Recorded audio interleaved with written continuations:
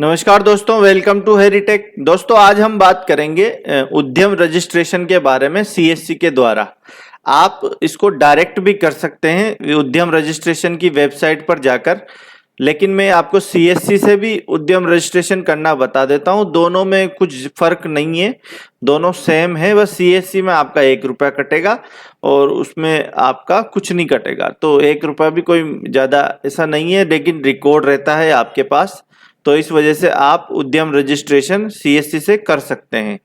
तो सबसे पहले हम जाएंगे सीएससी के कॉमन सर्विस सेंटर के पोर्टल पर, और यहाँ पर सर्च का ऑप्शन है। सर्च के ऑप्शन में हम सर्च करेंगे UDYAM उद्यम रजिस्ट्रेशन।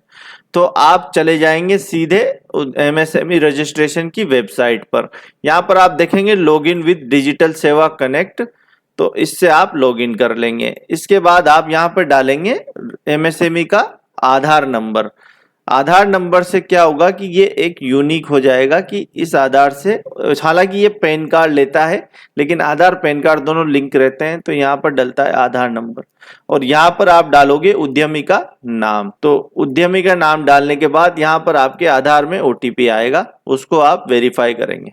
दोस्तों आप सबको पता है कि एमएसएमई रजिस्ट्रेशन क्यों जरूरी है, क्योंकि आज की तारीख में बिजनेस को लोन सिर्फ एमएसएमई के द्वारा ही मिल रहा है, बहुत इजी वे में। ऐसे लोन तो मिल रहा है लेकिन इजी वे में एमएसएमई के द्वारा मिल रहा है। अधिकतर प्राइवेट प्लेयर और जो रेगुलर है वो सब एमएसएमई रजिस्ट्रेशन मांग रहे हैं, तो इस वजह से एमएसएमई रजिस्ट्रेशन आज की तारीख में बहुत जरूरी हो जाता है। तो यहाँ पर हमारा ओटीपी आ चुका है और हमने इसको वेरीफाई कर दिया है। इसके बाद आप संगठन का आपका प्रकार और आपका पैन नंबर डालेंगे। पैन नंबर डालने के बाद ये पैन वैलिडेट करेगा। पैन वैलिडेट होने के बाद ये आपको बता देगा कि आप आगे बढ़ सकते हैं।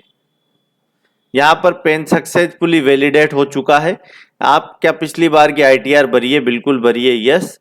और अगर आप बिजनेस में है तो आप ITR 4 भरते हैं, अगर आप पर्सनल है तो 356 वाला ऑप्शन होता है। तो यहाँ पर ITR 4। क्या आपके पास GST नंबर है? तो हाँ, हमारे पास GST नंबर है। तो यहाँ पर हम हमारा मोबाइल नंबर डाल देंगे, तो यहाँ पर हम हमारी मेल ID डाल देंगे, हमारी मतलब जो एमएसएमई रजिस्ट्रेशन करवा रहे हैं उनकी। इसके बाद ये आपका परसेंटेज शेयर है, किस तरह से आपका ये ST SC OBC वुमेन वगैरह जो category basis of contribution of amount है, इसमें कोई छेड़छाड़ नहीं कर सकते आप।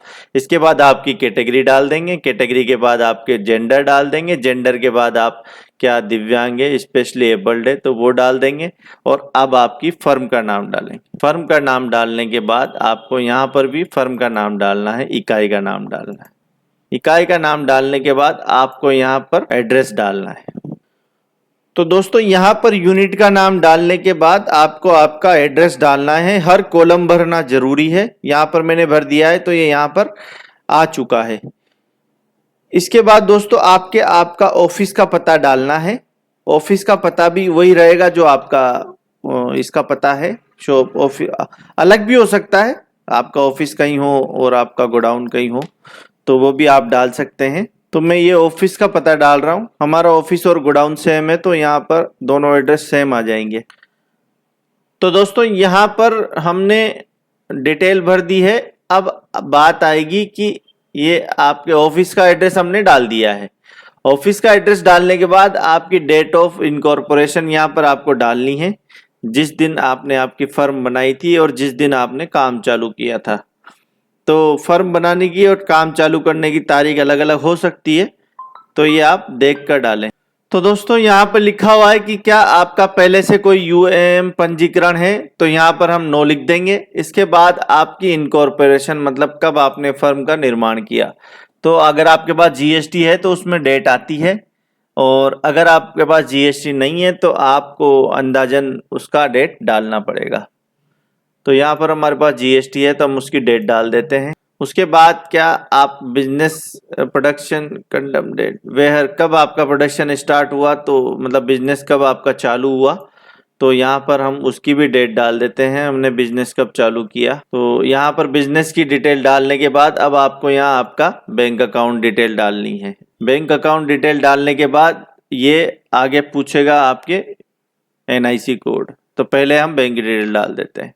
बैंक डिटेल डालने के बाद यहाँ पर आप मैन्युफैक्चरिंग करते हैं या सेवा देते हैं, तो हम सेवा देते हैं तो सेवा को चूज कर लेते हैं। सेवा को चूज करने के बाद आपका एनआईसी कोड, यहाँ पर मैंने एनआईसी कोड लिखा हुआ है, तो आपको भी थोड़ा इसके पहले रिसर्च करनी पड़ेगी एनआरसी कोड, एनआईसी कोड के लिए, तो वो देख लीजिएगा आप। तो यहाँ पर हमने हमारा एनआईसी कोड ऑलरेडी सर्च किया हुआ था, इसलिए हमें यहाँ पर आसानी हो गई। वैसे आप यहाँ पर सर्च करते हैं, जैसे कोई भी आप सर्विस देते हैं तो यहाँ पर डिटेल आ जाएगी, तो इससे भी आप एनआईसी कोड सेलेक्ट कर सकते हैं। तो मैंने ऑलरेडी एनआईसी कोड सेलेक्ट कर लिया है, तो अभी मुझे ऐड करने की जरूरत। अगर आपके पास 2 सर्विस है तो आप 2 एनआईसी कोड भी ऐड कर सकते हैं।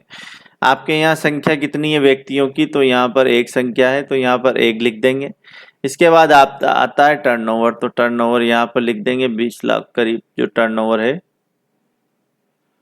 कितना आप रिसर्च पे खर्च करते हैं, तो ये रिसर्च पे हम कुछ खर्च नहीं करते, तो जो टर्नओवर है वही है। इसके बाद क्या आप इंटरेस्टेड है रजिस्टर TRDS पोर्टल में, तो यहाँ पर हम इंटरेस्टेड नहीं है, तो यहाँ पर नो कर देंगे। यस हो तो यस कर देंगे, ठीक है।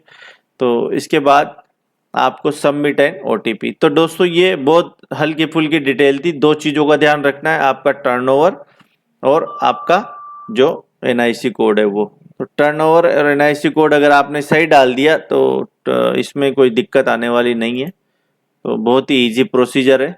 और ये यहाँ पर हम कर देंगे फाइनल सबमिट। फाइनल सबमिट करने के बाद ये CSC में है, तो आपका ये पासवर्ड मांगेगा, और अगर डायरेक्ट करोगे तो ये कोई पासवर्ड और कोई OTP नहीं मांगेगा। तो मैं CSC से इसलिए कर रहा हूँ क्योंकि हमारा चैनल में काफ़ी जानकारी मैं CSC के लिए देता हूँ।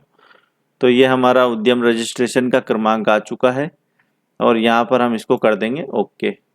तो यहाँ पर देख लीजिए, आप इसको आप प्रिंट कर सकते हैं, थैंक्स फॉर रजिस्ट्रेशन। तो हम इसको प्रिंट नहीं कर रहे हैं, हम इसको सेव कर लेते हैं। इसको सेव करने के बाद अब मैं आपको बताऊंगा किस तरह से उद्यम रजिस्टर प्रिंट करना है।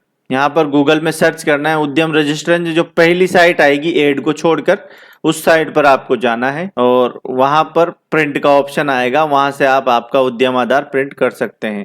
तो यहाँ देख सकते हैं प्रिंट एंड वेरीफाई, तो ये प्रिंट उद्यम आधार, यहाँ पर हम डालेंगे हमारा उद्यम नंबर, और यहाँ पर हम डालेंगे हमारा मोबाइल नंबर। इस पर एक OTP आएगा। Udyam registration number is pending for verification, is still under day, upon verification you can print the Udyam registration certificate, this can make few days. तो ये बोल रहा है कि आपका पेंडिंग है, तो कुछ दिन बाद ये आपको वेरीफाई कर देगा। वेरीफाई करने के बाद आपको आपका उद्यम रजिस्ट्रेशन प्रिंट आप कर सकते हैं। एक ऑप्शन और है यहाँ पर उद्यम वेरीफाई उद्यम रजिस्ट्रेशन नंबर, तो यहाँ पर हम वेरीफाई करते हैं, एक बार देख लेते हैं। तो वेरीफाई करने के बाद यहाँ पर ये देख सकते हैं आप कि आपका उद्यम रजिस्ट्रेशन वेरिफिकेशन मोड पर है, वेरीफाई होते ही क्लिक हो जाएगा।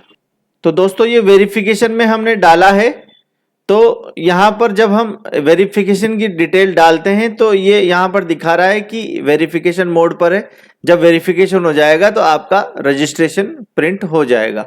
तो दोस्तों ये था उद्यम रजिस्ट्रेशन के बारे में। अगर आपको कोई भी डिटेल पूछनी हो तो आप कमेंट कर सकते हैं। इसमें एक चीज और मैं आपको बता दूं, अगर आपको NIC कोड के बारे में जानकारी लेनी है तो यहाँ पर क्लिक करें, और यहाँ पर क्लिक करने के बाद ये एक PDF खुलेगा, इसमें आप सर्च कर सकते हैं, 193 पेजेस की है।